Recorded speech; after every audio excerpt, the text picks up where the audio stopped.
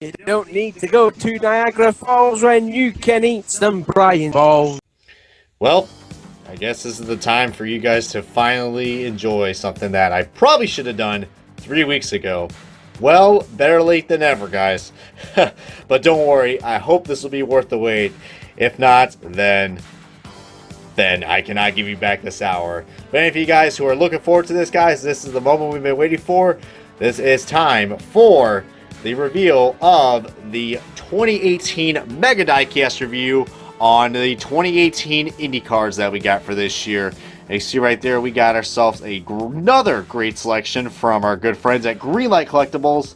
And we're going to take a look at all these diecasts that we got in store in this hour-long Mega Diecast review. Probably the most dominant team in IndyCar right now, next to Ganassi and Andretti Autosports.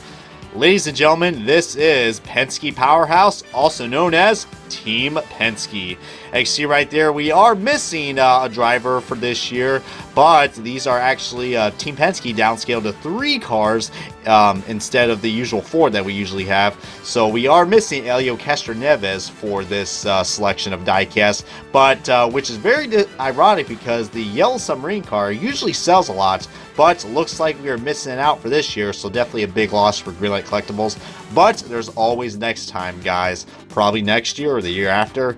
Oh, am I kidding? They run into even years. But anywho, guys, let's go ahead and get down to the Penske drivers. To kick off this Mega Diecast review, we're going to start off with Josef Newgarden in the #1 Hitachi Chevrolet Dallara in this brand new IR18, also known as the Universal Aero Kit. So, yeah, this is the first look, guys. So let's take a closer look at what we are seeing for this year. Well, the first difference right off the bat, the new body kit, of course. I mean, you can see right there, we got a much more sleek looking design for that Dallara provided, and I believe that this is going to run from 2018 all the way until 2021. That's usually a thing that Dallara usually does. I mean, with the introduction of the DW12, that lasted from 2012 to 2015, and then of course we had, you know, the traditional the manufacturer aero kits that we had from 2015 through last year.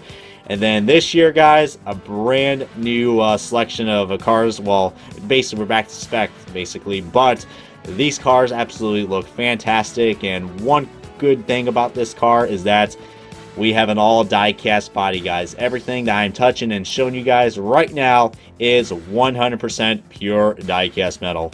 With the exception of the under tray, which is all plastic, just like last year's. But the wing is, I mean, everything on this car is literally metal, guys. I mean, compared to the plastic bumper pods, those are no longer there. We're also missing part of the airbox as well, guys, so that is also missing.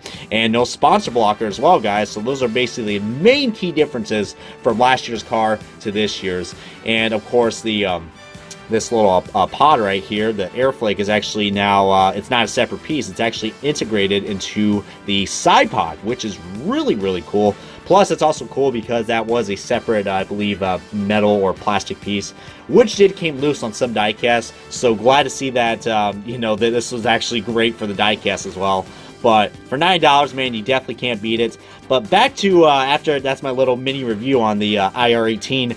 But, man, as you see right there, the Hitachi colors, first time in diecast form that we actually got Josef Newgarden driving the Hitachi colors. As you guys know, as I'm showing you guys, I don't really review the sponsors because you guys can see them as normal for my diecast reviews.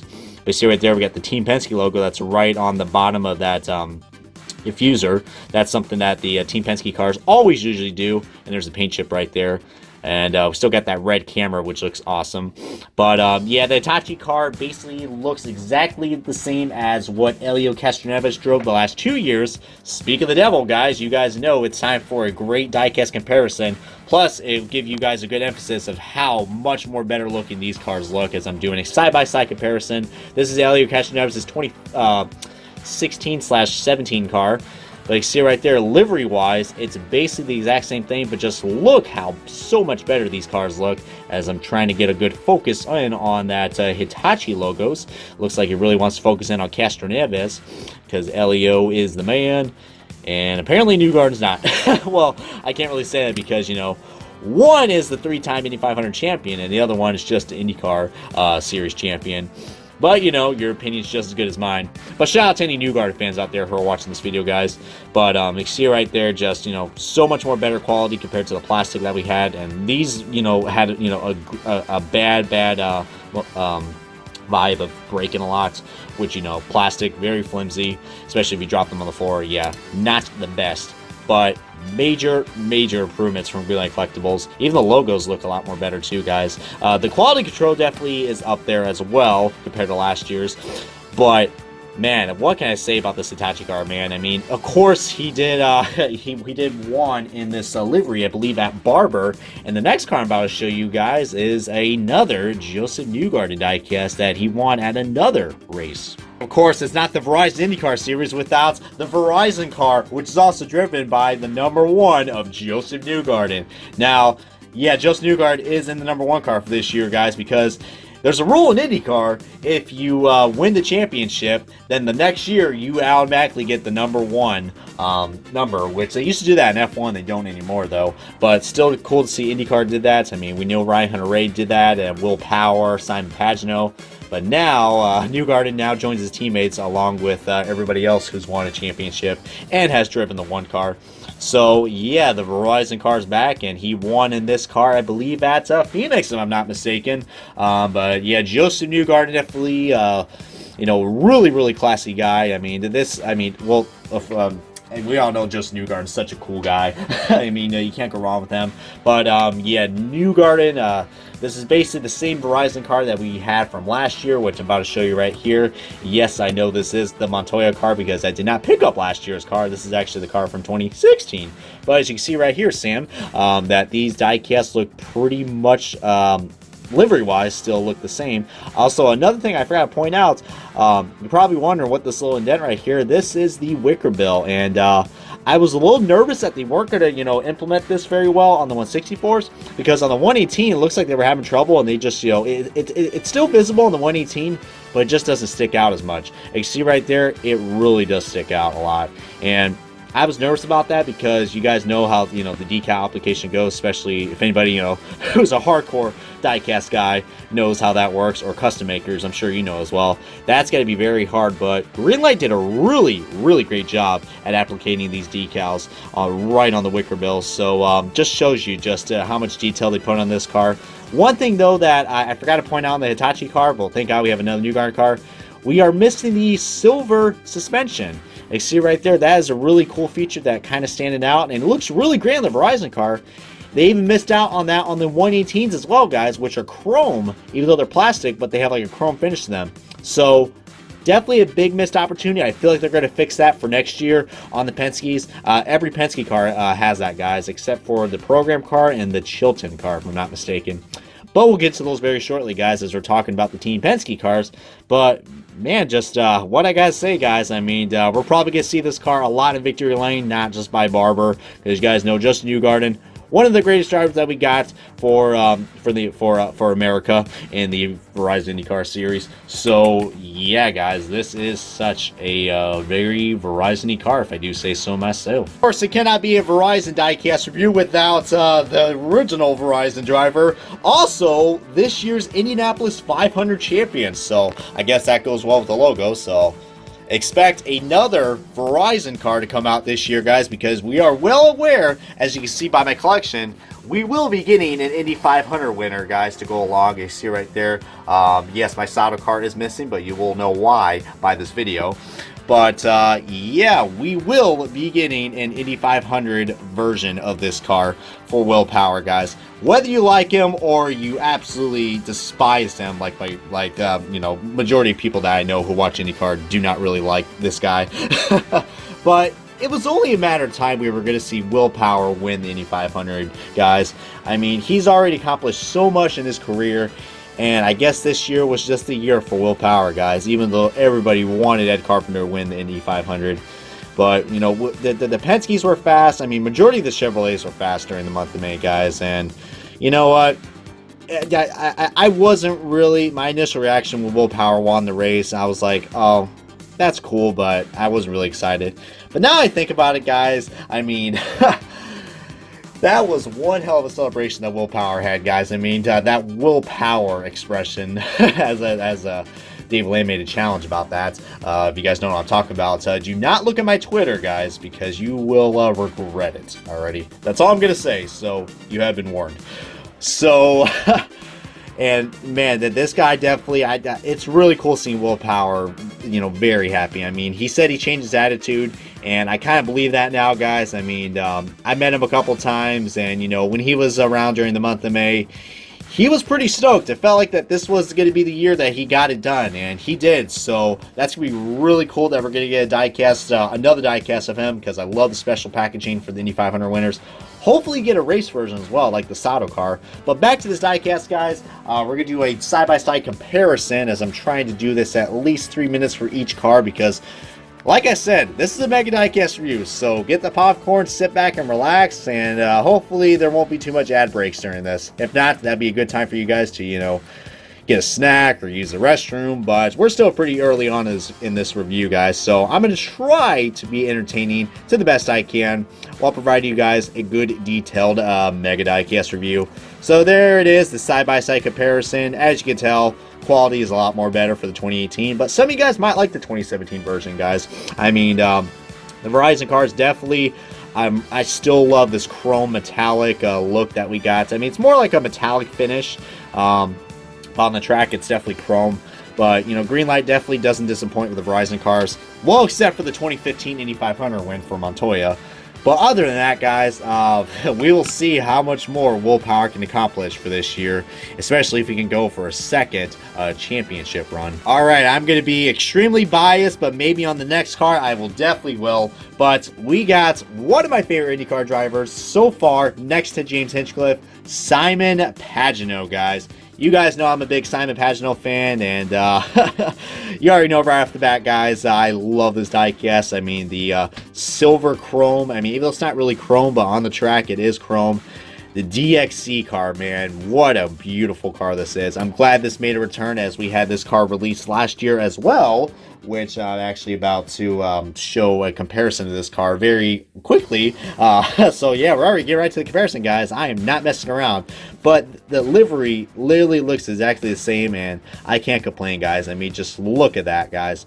Beautiful as always. I mean, I think this car is mostly famous for, you know, running the Texas race for this year, because it was sponsored by DXC. So we almost had Simon Pagenaud won the DXC 600 at Texas, but you know, we all know what happened, and Dixon ended up winning the race, which was cool. But yeah, guys, Simon Pagenaud really needs he's definitely starting to turn his season around, because it's been a rough season so far for Simon Pagenaud, guys, and that's coming from a guy who just won the championship in 2016. In 2017, he had a really good run with Newgarden, but this year, guys, really, he has not found the speed, and I'm a little nervous, because I'm not saying he's going to be kicked out of Team Penske, but, you know, you really can't screw around in IndyCar, because, you know, there's always swapping rides. But, you know, Simon Pagenaud really, I think he's earned a lot of respect for Roger Penske, so I highly doubt he's going to be going anywhere anytime soon. And he's also doing IMSA as well with the Acuras, which I will be seeing very shortly at the 6 hours at the Glen, so that should be fun. Meeting Simon Pagenaud is always a blast. But this diecast right here, I mean, I can't really say too much more. And you guys are actually probably wondering, what in the world's DXC? Well, if you guys didn't see my diecast review of this car, it's basically, remember the HP sponsorship that Simon Pagenaud had? This is basically it, guys. This is basically the HP car, all right? Because DXC is kind of like an associate sponsor for DXC is associate sponsor for DXC. And that makes a lot of sense, Brian. It's an associate sponsor. It's actually a headquarters sponsorship for HP. So that really ties in. So HP, as I literally am about getting too excited about dropping my camera, but got to provide you guys some entertainment with this review.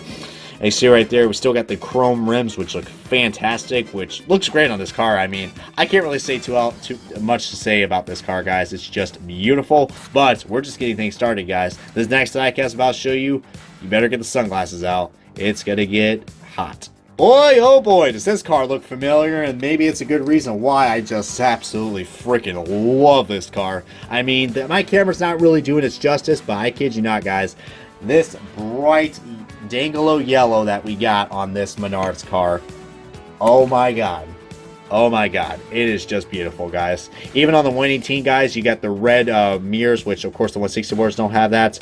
I wish Greenlight would do that, but I don't think they ever made mirrors for the 164s. But you know, never say never. But yeah, the Menard's livery, I mean, easily next to the Yellow Submarine, my favorite livery that Team Penske's had. As soon as they announced that, you know, it wasn't any surprise that we were going to get this diecast made again. I mean, it was one of the best selling diecasts that we had for IndyCar diecast for last year. I mean, just absolutely fantastic car. I'm definitely going to get the 118 version. I have not got that yet. I know I'm a signed Pagenaud fan and I have not got the 118s yet. What am I doing to myself? Well, 164s are always great for space-wise, guys. And speaking of that, guys, let's get on to the side-by-side comparison. There it is, Simon Pagenaud's 2017 car and the 2018 car. Of course, he does not have the one anymore, thanks to Newgarden, but he is back in his original 22, which I can't be mad at that, guys. I mean, glad to see him back in the 22. I mean, for Christ's sake, that's my age number. So, I mean, if you don't say I'm a Simon Pagenaud fan, I don't know what you guys may be thinking. The yellow might look a lot more brighter on the bottom Menard's car than the top one, but they're literally about the same, guys. Maybe the 2018 is just a little bit more duller, but then again, this is all metal. You can tell this is all plastic right here. You see right there, the Team Penske logos are still the same. We didn't have any detail, though, coming by where this light is, though, compared to last year's. And you can definitely tell why I love the silver suspension, unlike this plastic. Yeah, those parts are also plastic as well. So not everything's metal, but the die-cast is metal, but not the under tray and all that. And if you guys notice as well that the under tray is actually colored black and not all around, which I did notice that as well. I was like, I wonder why they did that. But glad to see that, you know, the under trays are black, so that's a little more accurate as far as I know. But just beautiful diecast, guys. You can see right there, there's the metal, and there's the rivets that hold this diecast together. So yeah, easily a great buy. I recommend getting it, guys. I know I didn't say too much about the others, but definitely, if you want to start out the IndyCar collection, this is the one to get. That's for certain. All right, next up we got Andretti Autosport, or as I like to call it, the Andretti Armada, guys. So we got ourselves, you know, another great selection for Andretti Autosport diecast. See right there, we got two Zach Veach cars, which look mostly the same, but there are some differences. We got Alexander Rossi, Ryan Hunter-Reay, and Marco Andretti. So let's go through the list in numerical order and take a closer look at the Andretti Autosport drivers. One of the newest additions for the Andretti Autosport team for this year is probably one of the youngest contenders that we got for this year's full-time season for the rookies. It's Zach Veach, also known as Zach Beach, as Robbie Noonan says. If you guys don't know what the heck I'm talking about, there's a little funny story about that. Let's just say autocorrect and Racing 2011, not the best of friends. So, Zach Beach, everybody.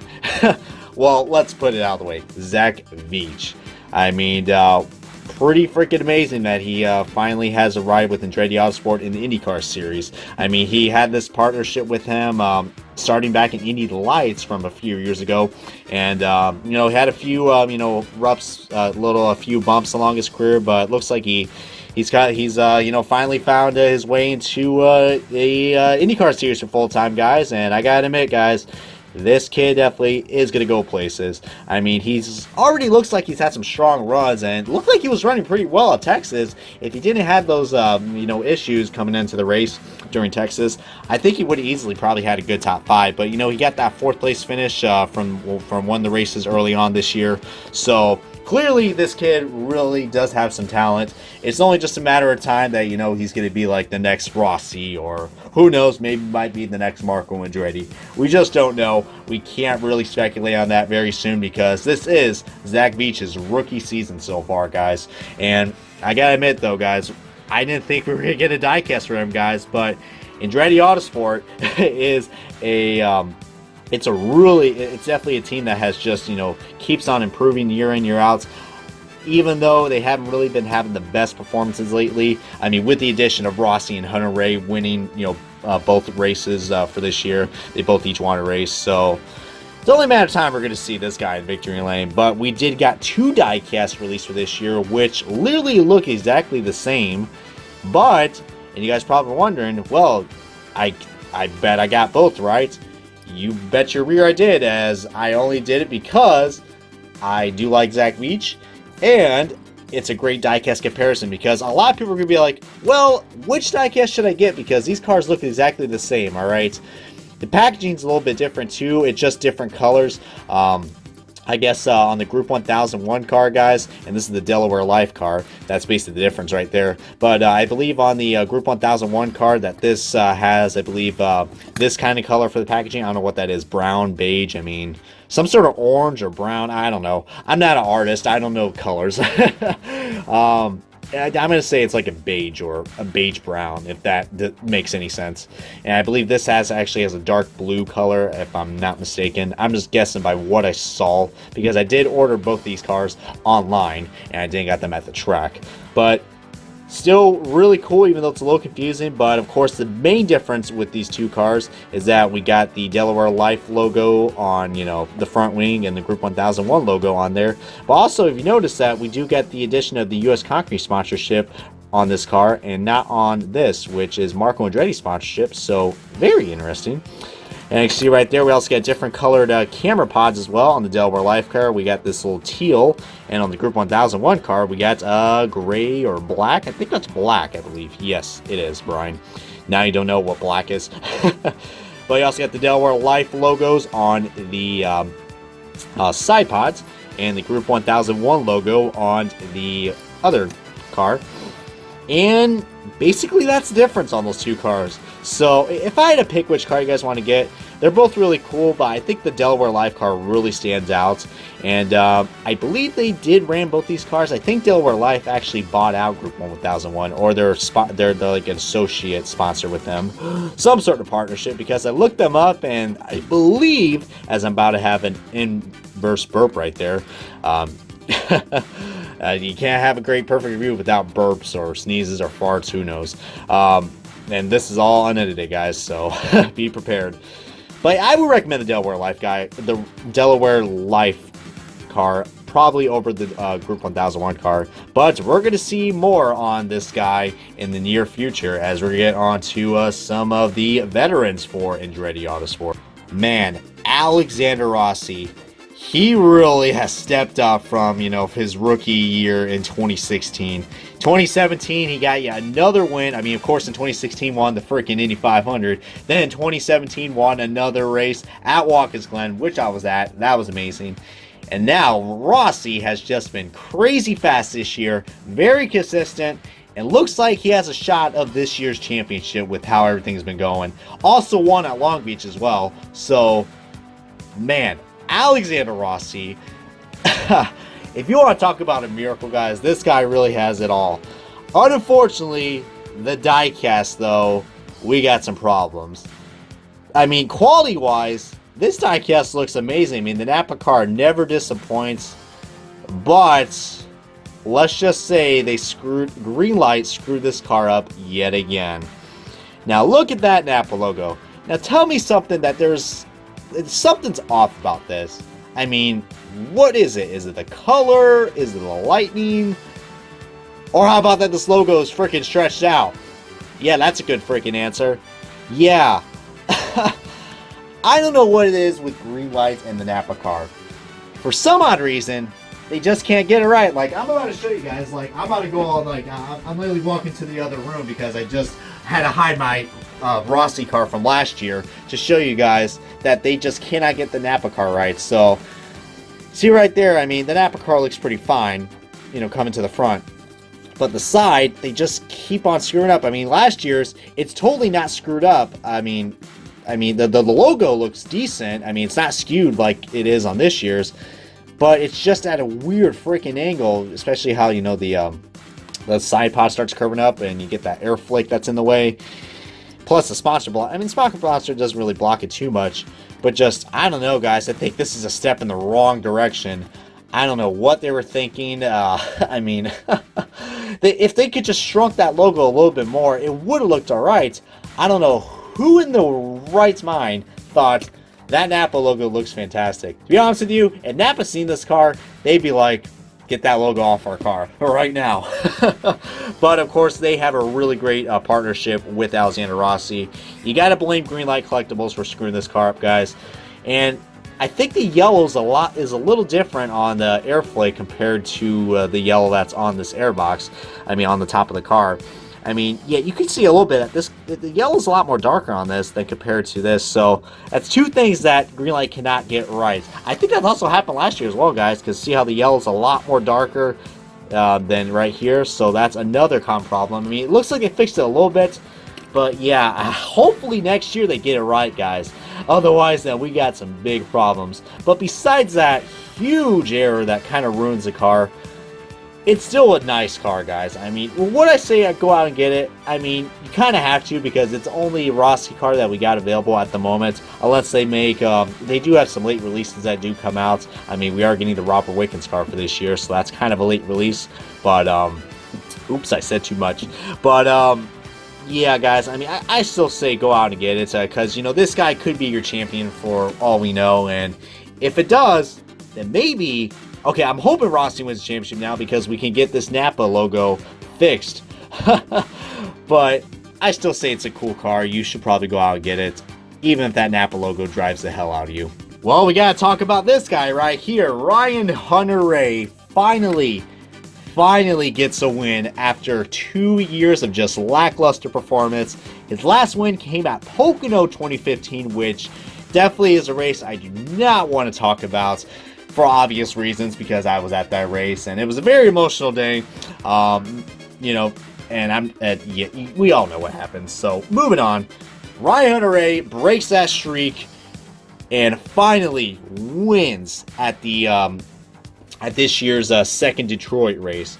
And man, I gotta admit, that was an amazing win. And seeing his victory celebration on TV when he was on the fountain, I gotta admit, that's a tradition that they gotta do now at Detroit if they want to keep that race, because that was just freaking hilarious and just awesome. I mean, you gotta love Ryan Hunter-Reay.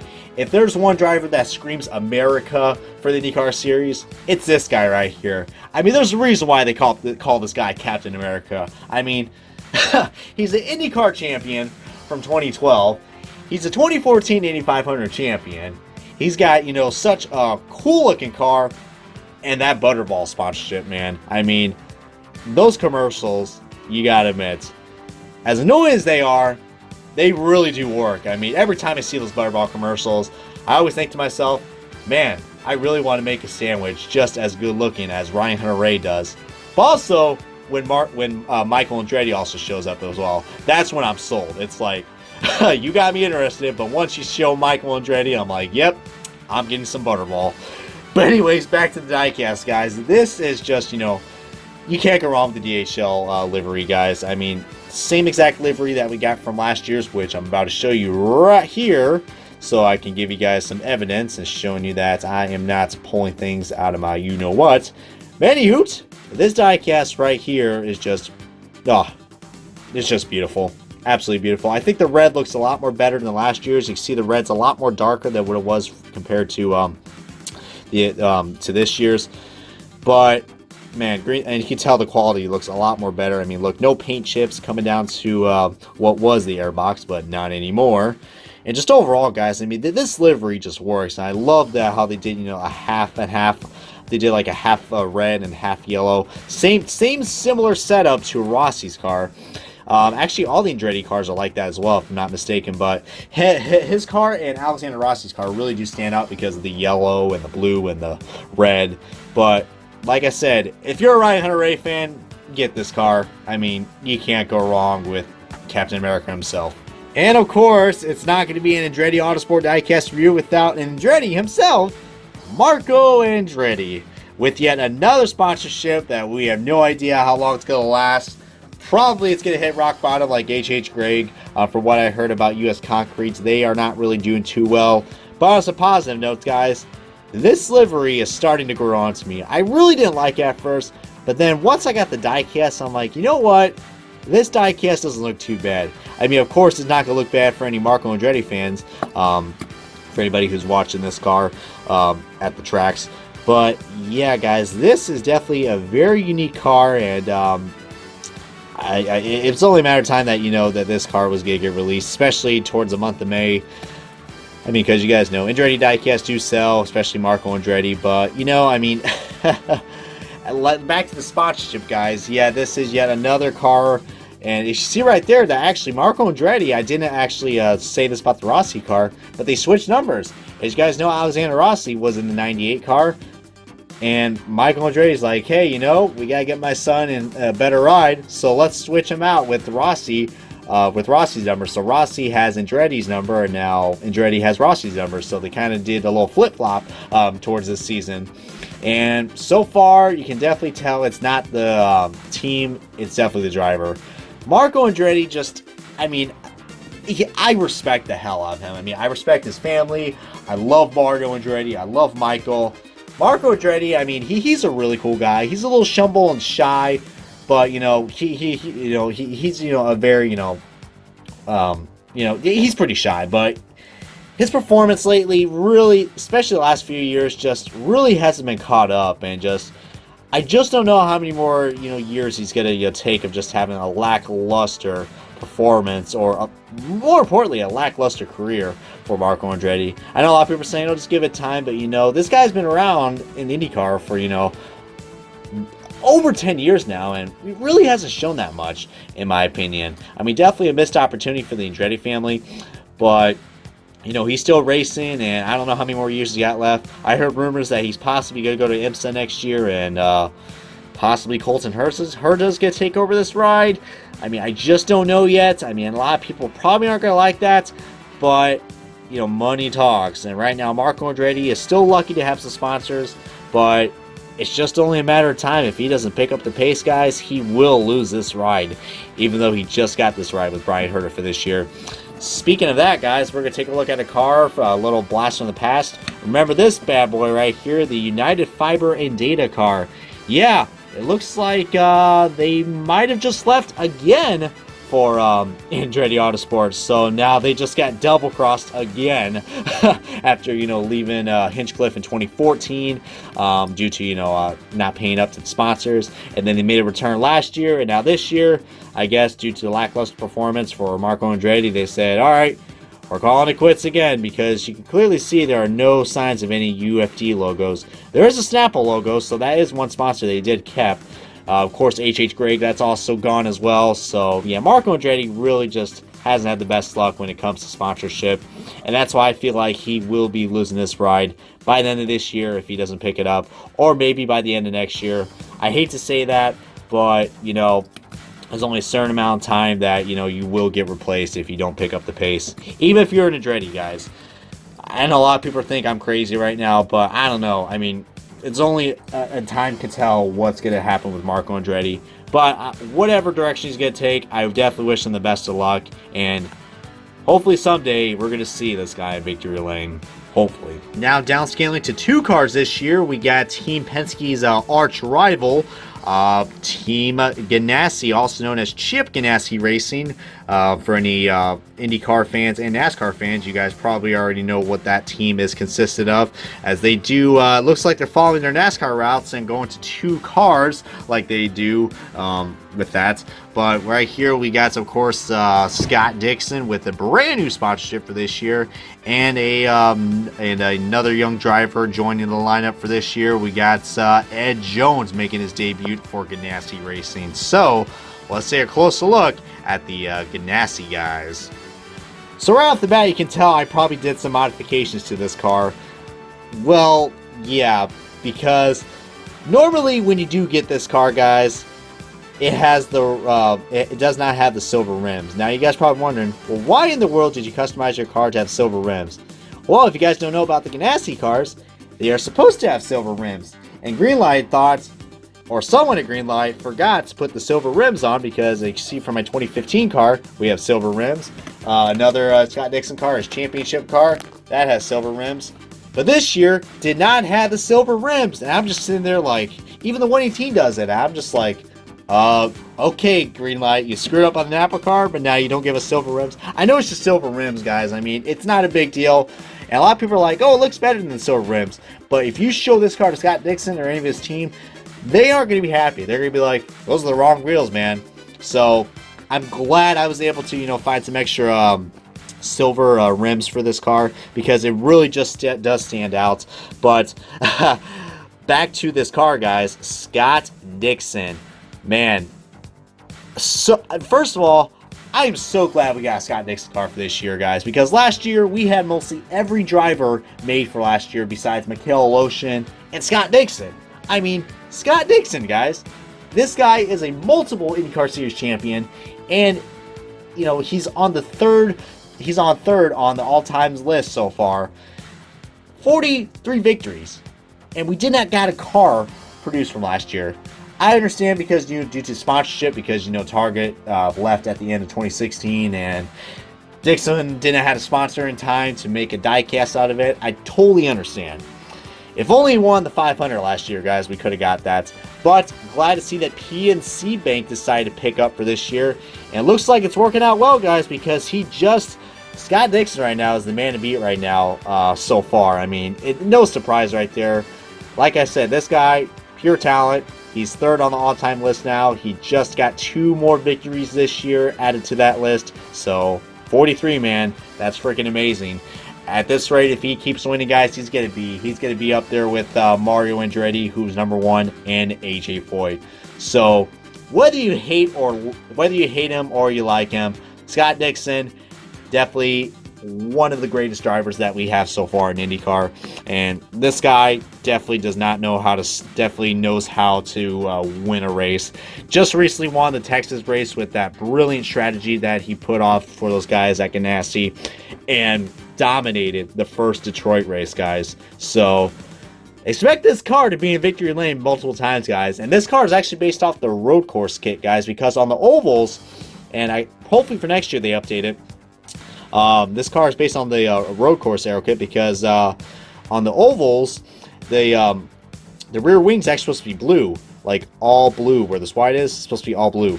And I think that would look really, really awesome on the livery, guys, because, I mean, I don't mind it. I mean, it's just a little nitpick, but I can't complain. I mean, yeah, with not having the silver rims and the wings a little bit wrong as well, but it is accurate for road course. But this is on the oval kit, guys.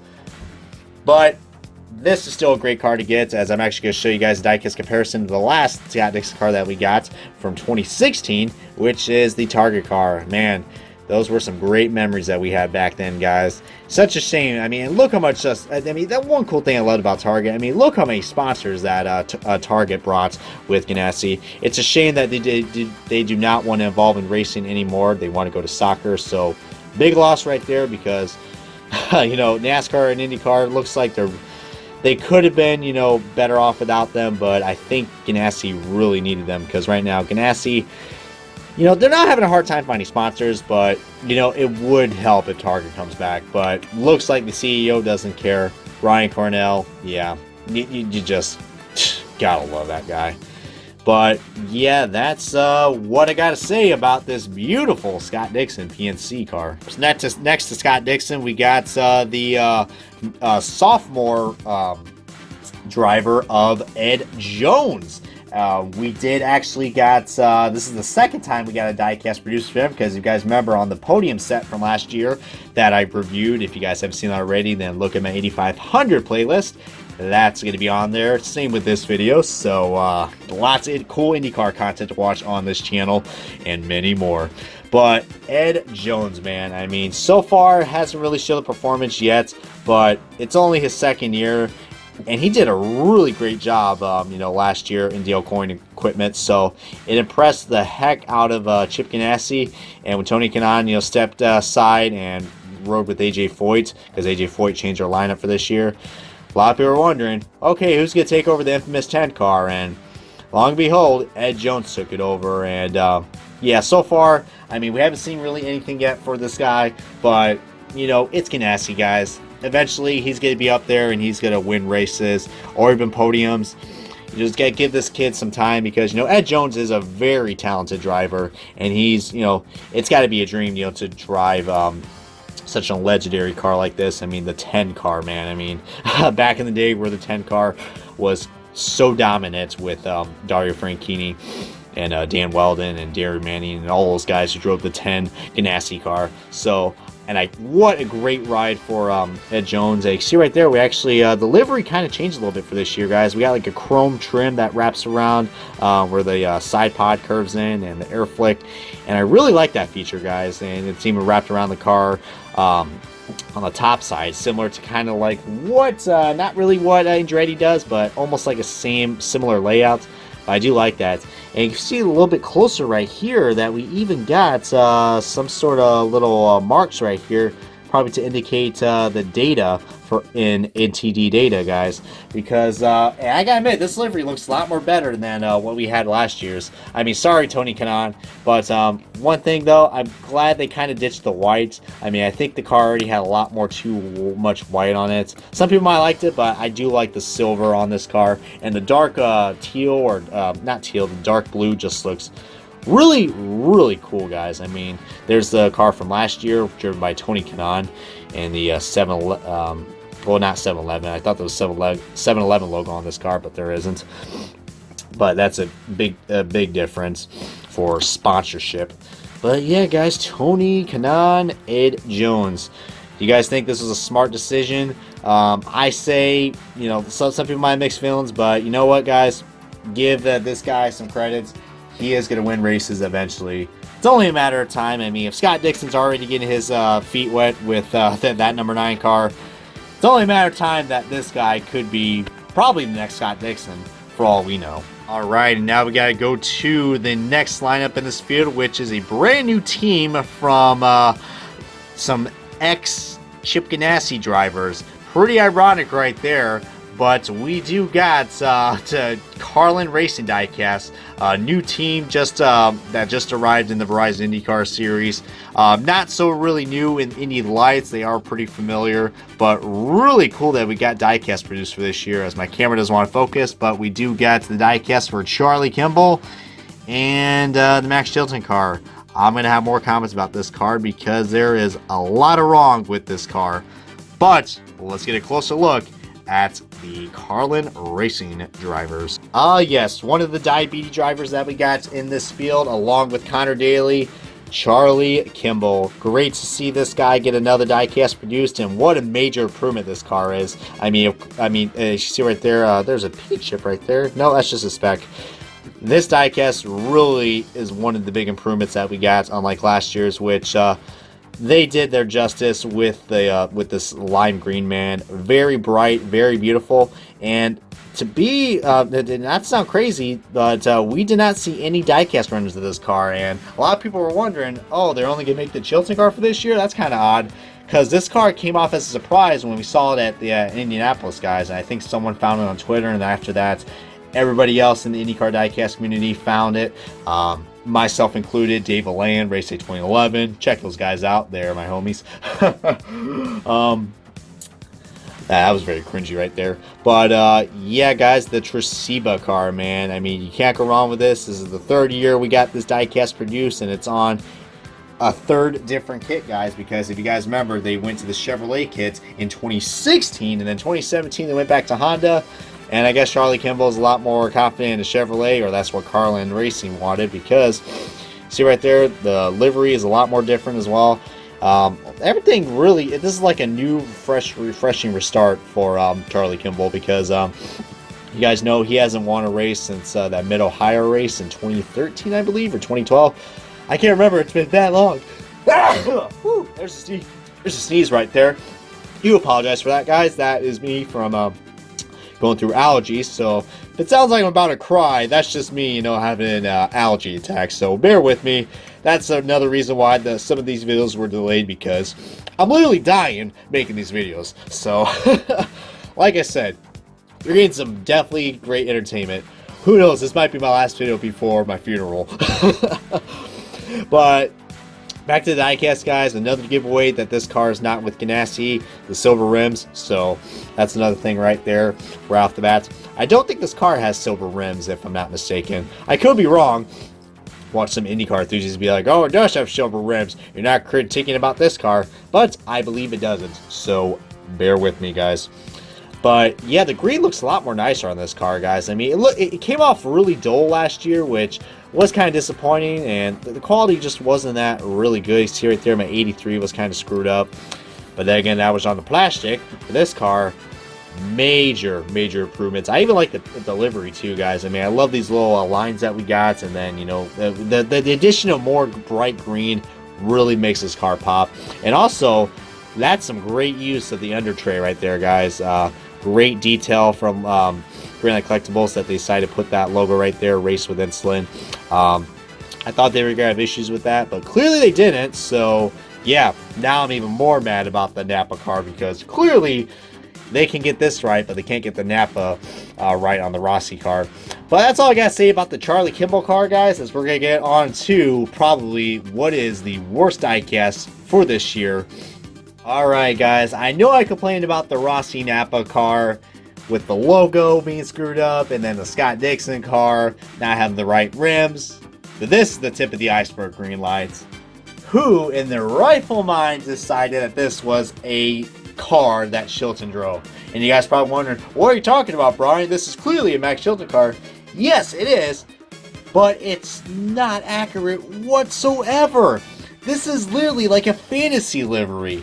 This car literally did not run the entire season in 2018. I mean, I could be wrong, because usually sometimes they do change the liveries mid-season. But as far as I know, this is not right. And I'm letting you guys on a warning right now. If you do end up buying this car, expect a nice little comment from Max Chilton himself, because my good friend, I got a little story to tell you about this car. So my friend Robbie Noonan, you guys know, he's the, you know, the big diecast guy and the photographer guy as well. You got to get those autographs, right? So he's there, and he gets his diecast signed by Max Chilton, and you know, Rob already knew that this car was wrong, but he had the freaking balls to go out and say to Chilton, "Oh yeah, what do you think about this car?" And Max Chilton's reply was just freaking fabulous. One of the best memories I think we'll ever witness ever. This is just from what Rob told me.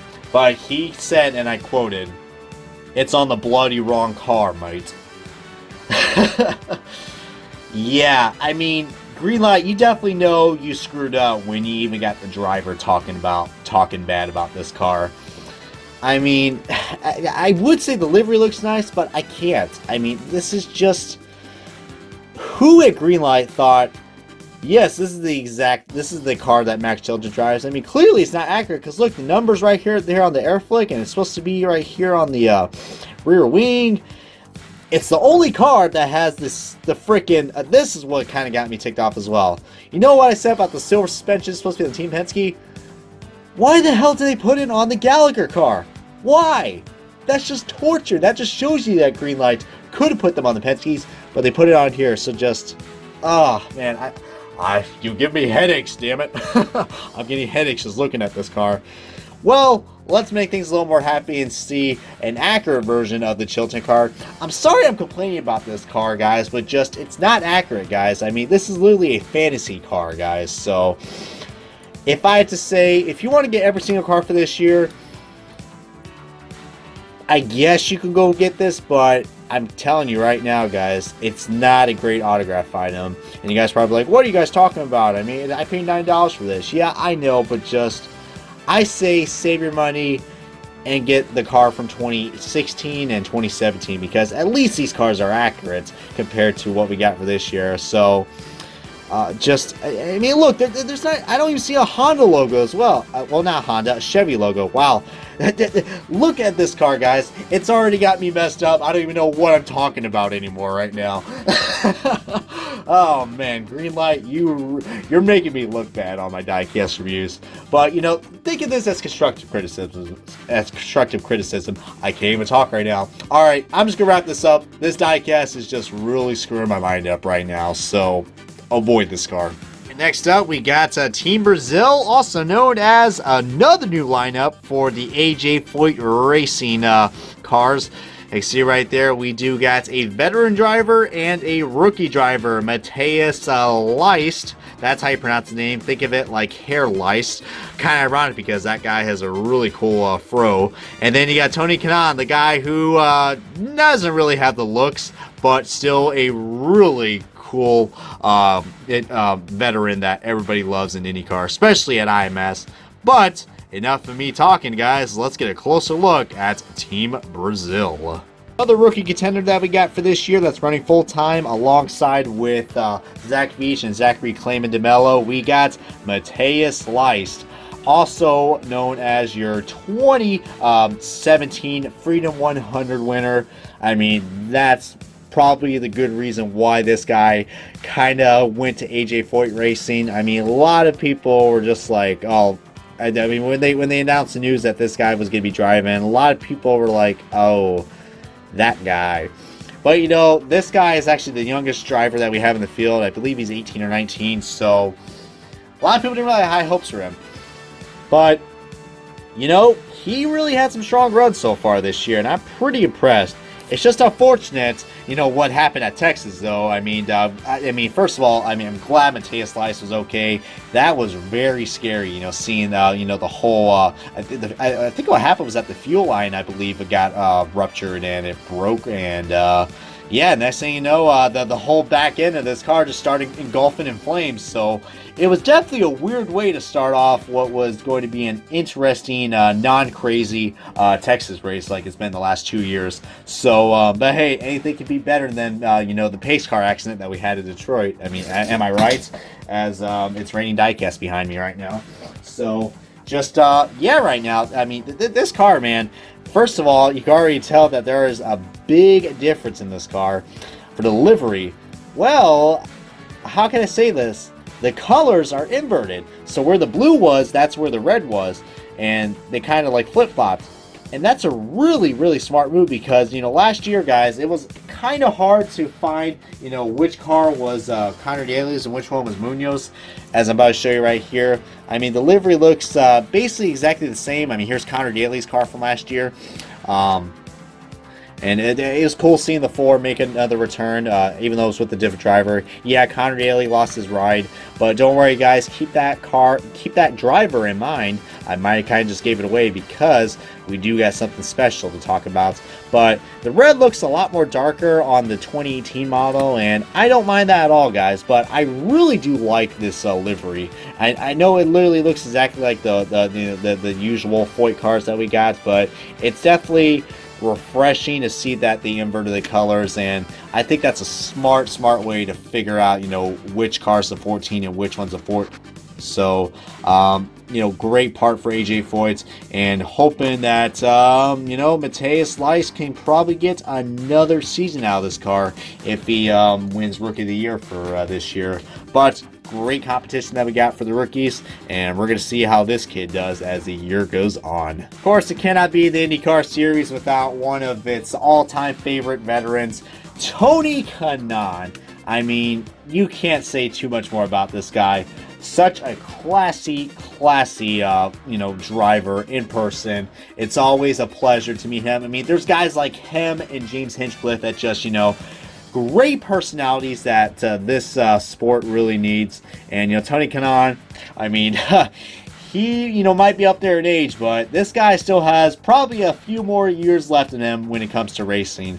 I mean, don't judge him by the looks, but because he's not really the most, probably if ladies have to ask you, I mean, he's probably not the most attractive looking guy for ladies. But but back to this guy, guys, Tony Kanaan.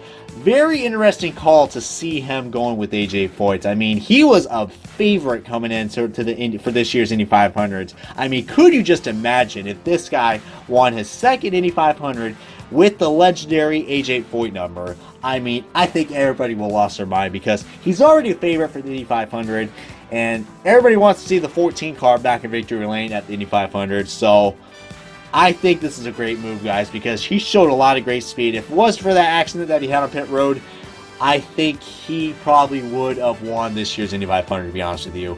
He looked strong, and without the Chevrolets were this year, guys, at the Indy 500, just, I think he would have been on the podium or at least been on the podium if it wasn't for that incident that happened. But yeah, guys, Tony Kanaan, you can't go wrong with this guy. I mean, there's everything to love about Tony Kanaan, besides, you know, his big bald head and the big nose. And speaking of which, guys, we're going to be looking at the car that originally was driven by former driver Carlos Munoz, which only ran this year's Indy 500, so pretty sad that he got downgraded. But, you know, when it comes to those decisions, guys, AJ Foyt, I think, made a right call to have Tony Kanaan be in that legendary number. And clearly, I mean, everybody likes it. All of his longtime sponsors joined with him as well, like Bryant and 7-Eleven. I mean, you can't go wrong with this diecast, guys. But on another note as well, guys, I mean, I forgot to talk about the Matheus Lice car. That car was actually a little hard to find when it came around the month of May. So be on the lookout and get that Matheus Lice car, because it could be rare, like the Jack Hogsworth car from 2015, which that car is starting to get dry up really quickly. But this car probably will be just as well be up there with all the other Foyt cars, like Sato and, you know, Darren Manning, Vitor Miura. So, man, Tony Kanaan, man, I feel like he's going to win one of these races. Maybe Pocono. He definitely has a strong insight when it comes to ovals. I mean, of course, Texas looked like he didn't have the best. I mean, it was bad luck for Texas, guys, for AJ Foyt, because we all know what happened with Matheus Lice, and then we saw what happened with Tony Kanaan and the rest of the guys who got caught up with turn 2. Just wasn't great for those guys. So hopefully they're going to find some runs, and maybe we'll see them run good at Gateway or Iowa, or maybe even Pocono, guys, because Tony Kanaan is a guy to look out for when it comes to oval racing. The 2 cars for this year, we got the famous and legendary team owner of Rahal Letterman Lanigan Racing. We got, of course, the driver, the main driver for RLL. It is Graham Rahal, guys, in the United Rentals Honda. And we got the return of Takuma Sato, guys, returning at Rahal Letterman Lanigan Racing, which he hasn't been in that team since 2012. So what a great return, and really interesting combination that we got for this year. Although, I gotta admit, these cars look pretty nice. But let's get a closer look at the Rahal Letterman Lanigan Racing cars. Man, Graham Rahal, another legendary name, the son of another legendary driver for the Rahals. Graham Rahal, guys. Beautiful, beautiful livery. If I had to say, you know, the most improved livery for this year, it's got to go to the Rahal, guys. I don't know who designed their livery, but I absolutely love it. It's simple. It just goes well, and the use of the logos just looks amazing. There is one little problem, though. Well, not really a problem, but as you guys see right there, it looks like we lost Steak and Shake as a sponsor. So that does unfortunately suck, but I still will be making my trips to Steak and Shake when I'm at Indianapolis, because, you know, it is good food for a good price. Okay, I'm not advertising Steak and Shake on a diecast review, Brian. Although it is late at night and I am getting a little hungry. I'm going to have a good snack after this diecast review. Hopefully you guys are as well, if you guys are enjoying this diecast review. I do apologize if it's very lengthy, but what did you guys expect? A 10-minute diecast review on like 20-something cars? If only. But yeah, this livery, guys, is amazing, and there's another cool feature that I like about the Letterman, the Rahal cars for this year. Look at this, guys. I didn't think Greenlight would do this, but they had brought the half rims. They I guess they made a return, guys. I don't know when was the last time we had these, but that is really great accuracy, guys. And I gotta admit, it looks so freaking nice, man. I mean, I kind of wish they had these last year, because you guys know the Schmidt cars kind of had this too, but they had the colored rims. And that's kind of disappointed they didn't do it last year, guys, but I'm glad they did it this year, guys, because the Rahal Letterman Lanigan Racing cars look absolutely fantastic, and this is no exception. I mean, I'm going to show you guys the Turn for Troops car, which, yeah, I mean, we're only getting one Rahal car for this year compared to the 3 that we had last year, which was Steak and Shake, United Rentals, and the Turns for Troops car. I decided to pull out the Turns for Troops card because this is where most of the similarities come into play. Of course, the front nose, livery-wise, looks mostly the same with some few differences. You see right there, they do got some new sponsors as well, like Total and Fifth Third Bank. So really cool that they picked up some sponsors. Looks like they lost Pengrand Motor Oil as well, which uh-oh, that's not good because that is the official sponsor for the Indy 500. And you see right there, we got our first defects for the IR18. Looks like my rear wing got a little slanted, so that's pretty unfortunate. I would probably turn it back, but you know, it's not as brittle as the plastic rear wings that we had last year, so yeah, that's a little disappointing. Maybe I could try to fix it, but I don't want to break a diecast during diecast review because that's will be torture to you guys, and I'm not going to do that to you guys. I mean, I'm already making you guys watch an hour-long diecast review, but yeah, this car, a great improvement, and like the Charlie Kimball car, guys, we got the addition of some logo prints on the under tray. Fantastic work by Greenlight. They really nailed it out of the park for this car. And the other car I'm about to show you next. Yes, Takuma Sato. What better way to have a beautiful diecast like this? Well, more importantly, your 2017 Indy 500 champion, guys. I mean, still can't believe that, right? Well, you gotta believe that was, you know, a great moment for Takuma Sato. And, I mean, it looks like it really paid off well for him because now he is back with the team that he almost won in the 2012 Indy 500. I hate to bring that up, but that's the best comparison I got for to see him return in this car. But, man, I mean, the Rahal car looks nice, but I really love this livery. Some people might not like it, but actually on the real car, guys, this where the blue is and where this other blue is at, like this light blue, it's actually chrome. Of course, they can't really do a chrome on a 164. Maybe on the 118, but I think that's also just a decal. But man, I mean, look at this. I think that's a metallic blue, guys. I love the metallic finish on this car. Looks freaking amazing. We got the Mi-Jack or Mi-Jack, whatever the heck it's pronounced, and Panasonic car. Beautiful, beautiful livery. I mean, I think they did change the paint scheme up, the livery up a little bit. I think there's a lot more white to where the black is now. But overall, this is pretty accurate to what the car that we've got for this year. I believe this is based off the St. Petersburg car, if I'm not mistaken. Usually they're based off on the first race for the IndyCar series. But let's get on to the diecast comparison, which is the Indy 500 race win. Yeah, I mean, I was going to pull out the clean version for the podium sets, but I didn't feel like taking that out because I already put it back together and got it on display. So yeah, so this is the next best bet for the Sato car.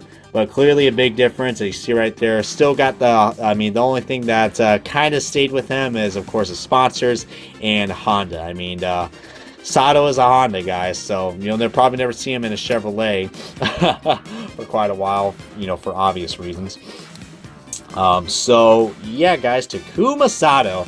I mean, can't really say too much about him. I mean, Rahal Letterman Lanigan really hasn't had the best performance so far this year. I think they're still trying to get adjusted with this new car. But, be on a watch out because, if you want to look at a guy who takes chances and, doesn't, hold back to the last lap, it's this guy right here. I mean, that's the reason why he's now an Indy 500 champion, and that's why he raced in F1. I mean, this guy doesn't take any chances, but what a great individual that Takuma Sato is for IndyCar. All right, and now we got to talk about possibly the two favorites coming into the month of May. We got to talk about Ed Carpenter Racing, guys. The famous team that still needs to get that victory at the Indy 500.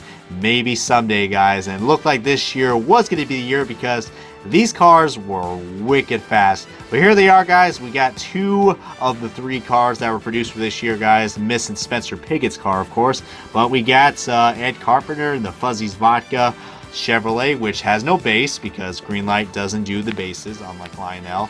And we got Danica Patrick's number 13 GoDaddy Last Ride car. I mean, I guess you call that last ride because she is no longer racing anymore. So let's go ahead and take a closer look at these two favorite cars. Yes, Danica Patrick. One of, probably the most trending topics that they had to talk about coming to the month of May, especially when she announced the news that her last two races for racing were going to be at this year's Daytona 500 and the Indy 500. Yeah, she did pretty well coming into qualifying, but once race happened, she just dropped like a rock, and she was complaining about her car like usual. I mean, I know it sounds like I'm hating on Danica, but that's just the type of attitude that she's had throughout the the years when she drove in NASCAR and IndyCar. But at the end of the day, things just didn't work out well for her, especially for her last two races. Both ended up crashing. So, yeah, I mean, definitely not the best way to go out for this female driver. Definitely unfortunate, but just kind of shows you just how overrated Danica was. I mean, yeah, she did accomplish a lot for, what she's done, to sports. I mean, she definitely did something, but just wasn't enough to the point where we can call her, one of the greatest drivers out there. Definitely not. I mean, she only got one IndyCar win, and that was during fuel mileage coming in at Twin Motegi. And she failed to even win a NASCAR race at all. And, yeah, not even in the Xfinity Series as well. So, yeah, as I'm literally, dying of choking right now, probably because I'm having too much Danica on me, we're going to be looking at the side-by-side comparison of the last Danica car that was produced for IndyCar, which was a car that looks very familiar because I just reviewed this car on my other Mega Diecast review, Danica Patrick's 2010/2011 GoDaddy car. So you can clearly see the evolution in Indy cars and how they have changed, especially the evolution of Danica Patrick and GoDaddy. So definitely has changed, as I'm kind of going mobile for a second, but I kind of had to show you guys right there.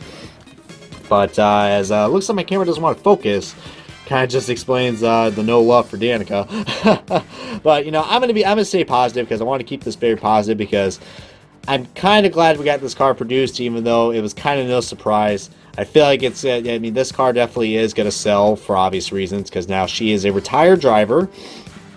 But there is the side-by-side comparison of the both GoDaddy cars. So it was cool seeing the GoDaddy car make a return. That was a nice little feature. And of course, this is an Indy 500 exclusive car, so it's got the Indy 500 tires. Still got the red letters, which, I still don't like. It just makes the car look a little bland, in my opinion. But it looks like IndyCar is going to do that for quite a while. Well, not IndyCar, IMS, of course, because they're the ones that are doing that for Firestone. But, yeah, guys, I mean, this car does look nice. I like the bright green. It definitely wasn't hard to miss, that's for certain. But just, yeah, if you are a Danica Patrick fan, I guess you should get this. It is part of history, and it will be something to look back onto, even though it doesn't look like Danica Patrick.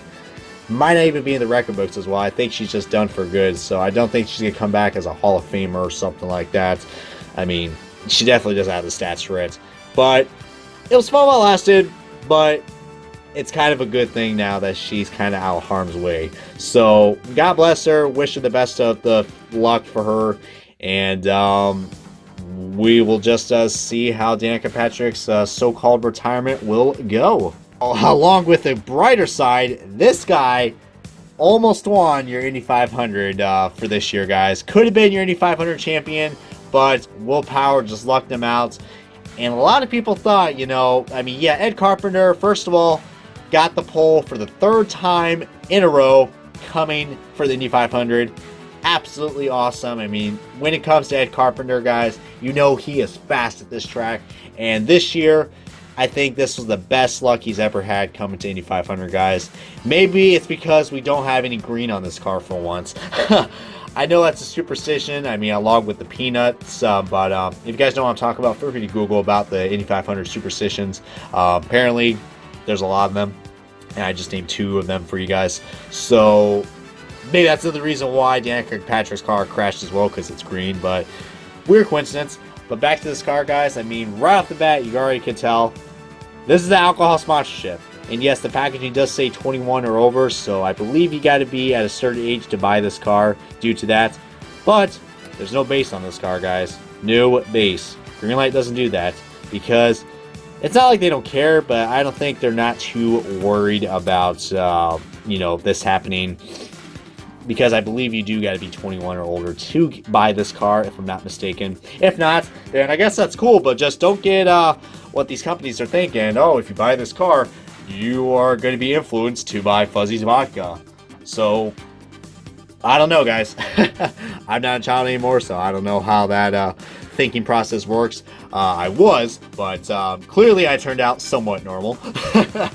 But yeah, back to the driver, guys. I mean, yeah, Ed Carpenter was very satisfied finishing second at this year's Indy 500. I mean, of course, you know, nobody's happy finishing second for the 500, but this guy definitely was. You could tell that, you know, he's definitely got a few more years left in him, and if he can pull off just like what he did this year, guys, I feel like next year he could be a great contender to an Indy 500 championship. I mean, definitely would make one hell of a story for a local team and a local driver from Indiana.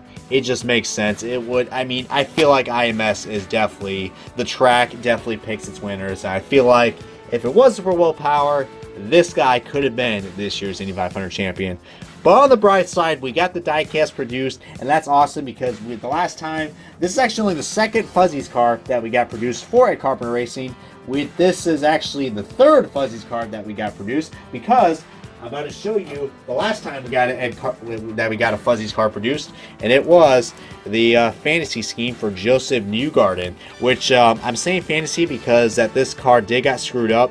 It was supposed to be a white car with it was supposed to be a whole white car with the gray outline for the bricks, but you see they clearly inverted that. But the gold looks awesome though.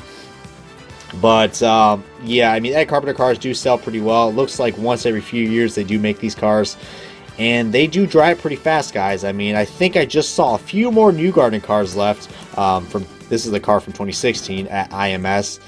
But as far as I know, I believe that's the only way you can get these cars at the moment. But definitely recommend getting this Fuzzy's car because it's going to dry up pretty fast.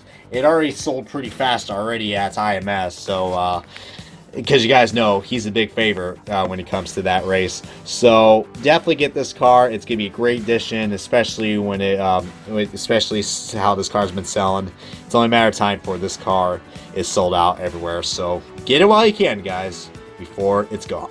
Oh yes, we got to talk about the underrated team in this field, or underfielded team, Dale Coyne Racing. We had a great lineup last year, getting every single Dale Coyne driver produced. This year, though, we only got the Indy 500 rides, guys, kind of ironically. So no Sebastian Bourdais or no Zachary Clayman DeMello, but we do got the Indy 500 rides. Well, one Indy 500 ride, and one's actually a car that didn't even made the qualifying run. It is a Conor Daly and Pippa Mann. So we're gonna go ahead and take a closer look at the Indy 500 Dale Coyne cars. Oh yes, our young son Conor Daly, as Derek Daly likes to say. So another iconic name, especially for any Derek Daly fans. You guys know Conor Daly, guys, especially for any NASCAR fans, because as you guys know, he will be making his NASCAR Xfinity Series debut at Road America coming up for Rahal Racing. So we'll see how that goes. I mean, usually IndyCar drivers don't do too well making the transition to NASCAR. But Conor Daly kind of needs it right now because you guys know he's another one of those drivers that lost his ride from last year and is now only an Indy 500 contender, along with Carlos Munoz, which was a former teammate for him as well. But this car came off as a big surprise. I did not think, when Greenlight announced this render, I'm like, okay, anything is possible to be made, because this is technically a Dale Coyne Racing car, but it's fielded by Tom Burns Racing with the help in association with Dale Coyne Racing. So technically it's a Tom Burns Racing car, which that's the first we've got for this year. But very basic livery, but it's basic for a good reason, guys. For any fans whoever are big fans of the U.S. Air Force Thunderbirds, this is a great replica of this car. I mean, it's already cool enough that this car kind of looks, has like the shape of a Thunderbird, but having the style of it with the livery, absolutely fantastic. The United States Air Force did an amazing job partner up with Tom Bird's Racing and Conor Daly to give this guy a ride, and this guy nearly almost did not made it to this year's 500, guys. He was just right on the bubble of not making it for this year, so was a surprise. And I guess I'd be happy to say, guys, maybe we're going to see this Conor Daly in this car for many years, because this is actually the first time he finished a 500 and did not crash. So great job for Conor Daly. Hopefully this is a great step in the right direction for this guy, because he's had, for Indiana native, it was really cool to see him finally finish the Indy 500 for once and not wrecking out or crashing, because he's had some terrible luck at this track. So great job for Conor Daly, and wish him the best of luck in his NASCAR transition when it comes to Road America. So you know who I'll be cheering for in the Xfinity Series. So just great addition. I highly recommend getting this car. This is going to be another car that's going to dry up and be rare someday. Now we got to talk about one of your Indy 500 qualifiers who failed to qualify for this year's Indy 500, and that is Pippa Mann, guys. And this car, I guess you could say, never ever ran a race for this year, because as you guys know, bump day was very on point for this year, because we had 35 entries and there's only a field set up for 33, and 2 drivers had to go home, and this was one of them, guys. So was I surprised seeing Pippa Mann being bumped out? You know, she really didn't have the speed. I had a feeling she was going to be one of these cars, one of these drivers to go out for this year, go out to lunch for this year, because she just really didn't have any speed. I mean, and God bless her. I mean, she definitely, put a lot of effort into getting this car, the sponsors and all the organizations that decided to partner up, because you guys know she lost the Susan G. Komen sponsorship, as far as I know. Which, speaking of the devil, I'm about to show you guys the car that's based off 2016's car, not 2017.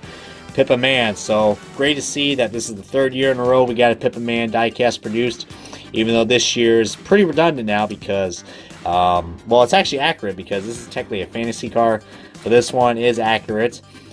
But too bad it didn't make it to the race, guys. Too bad, so sad. But that's what happens, guys, and that's what bump day is.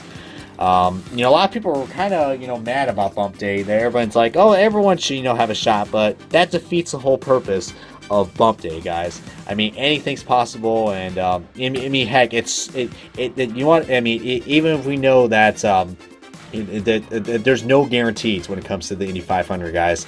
No guarantees. There's no provisionals, no past champions provisionals, none all that. It's all or nothing, and that's why bump day, I thought, was pretty successful this year, guys. I mean, the crowd looked awesome from what I saw on TV, and from what David Land told me and Rob. They said that the crowd was absolutely fantastic during qualifying. I mean, yeah, it was sad seeing Pippa Mann cry on TV, but, she just didn't have the speed, and I'm not surprised that... I know it sounds really, really hurtful and bad to say that, I'm not surprised to see her getting bumps, but she just didn't really have the speed, guys, so very unfortunate right there. But glad we got this diecast produced. It's definitely very nice. I mean, definitely a different change in the livery compared to the last 2 years, which definitely rocking a lot less white and pink. But, the Donate at Life sponsorship really paid a great tribute to this car. But, yeah, that's all I got about saying about this car, guys. But we're getting on to the other driver who missed out for this year's Indy 500. And you guys probably know who it is, so hold your breath on this one, guys. Having the only Schmidt car to fail to qualify for this year, guys, we got the mayor of Hinchtown, James Hinchcliffe. Now, I was going to say this is the only Schmidt-Peterson Motorsports car that we're getting produced for this year, but it's not, guys, as I'm about to actually show you guys a photo that we are going to be getting the Robert Wickens car produced for this year, guys. And you see right there that this car is actually updated. It's got the updated number and no LED monitor, because those clearly are gone now because they were catching on fire during the Grand Prix of Indianapolis. So yeah, that's going to be the first accurate or updated diecast that we got for this year. So, and that's going to be one of the late releases that we got. So expect a Robert Wickens diecast review very soon on this channel. I believe the ETA on that car will be in July, and you can get it at Toronto Motorsports or any of your local diecast dealers. But I believe it is a Toronto Motorsports exclusive. But speaking of Toronto, guys, let's talk about James Hinchcliffe. Definitely was a wild month for this guy. I mean, the Indianapolis definitely has a love-hate relationship for James Hinchcliffe. I mean, we all know what happened in 2015 when, he got that, that bad, really, really horrific injury that, he missed majority of the 2015 season. And then came back in 2016 and won the pole for the 100th run in the Indianapolis 500. And then last year crashed out at the Indy 500 and looks like he had a decent car. And then this year, he did not have a shot at this year's 500 because he was another victim of this year's bump day, which a lot of people speculated that this was not going to work out. They had to have Hinchcliffe in the 500. But it worked out, guys. I mean, yeah, there was a lot of backlash because, James Hinchcliffe is one of the most marketable and very, he's a very marketable guy. And seeing him sit out for this race it definitely felt like it was going to hurt the sport, but this is the risk you got to take, guys. And I'm really proud of IndyCar that they did. And I'm really also proud of Schmidt, Peterson, and James Hinchcliffe for not taking over a ride. A lot of people were thinking that he was going to take over Jay Howard's ride, and I'm glad he didn't. That just shows you that this guy really does care about, the risks that are, that he's willing to take to be, a successful IndyCar driver. And to have the respect of what the tradition holds for Indy 500 guys, because you can't mess your tradition. I mean, that's something that NASCAR has been lacking a lot lately. But with IndyCar, when it comes to the month of May, you got to keep it in the record books, guys. I mean, nobody's safe when it comes to bump day, and this was a prime example of why bump day is exciting, because anybody could go home, especially a popular guy like James Hinchcliffe. But on a positive note, guys, before that, it looked like he was running pretty well during the championship, guys. He was up there in the top 5, and if it wasn't for Indy 500, the Indy 500 race being double points, he would still be in the top 10 of the points. I mean, due to that and missing out on the race, it really has hurted him, and he is outside the top 10 in points right now, guys. But with how him and Wickens been running lately, I feel like Hinchcliffe will win a race. It's going to be a little more harder now because he did lost his head engineer coach. I forgot her name, but she is now, I believe, with some other team now in IndyCar.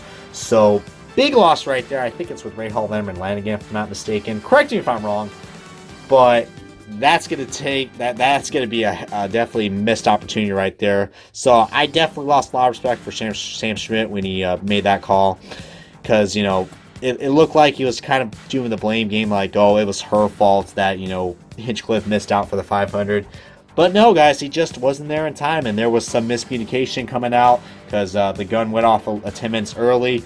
I kind of blame ABC, but I can't blame anybody for this, guys, because that's what bump day was, guys. And unfortunately, James Hinchcliffe and Pippa Mann were the two victims for this year's Indy 500 bump day. Alrighty, guys, so that wraps up on this year's Mega Diecast review. I hope you guys enjoyed this very interesting and very lengthy Mega Diecast review. As always, guys, feel free to hit that subscribe button and make sure to comment, like, and share this video so you guys stay up to date on the latest Diecast reviews. And hopefully, I will catch you guys in another IndyCar Diecast review. So long for now, everybody.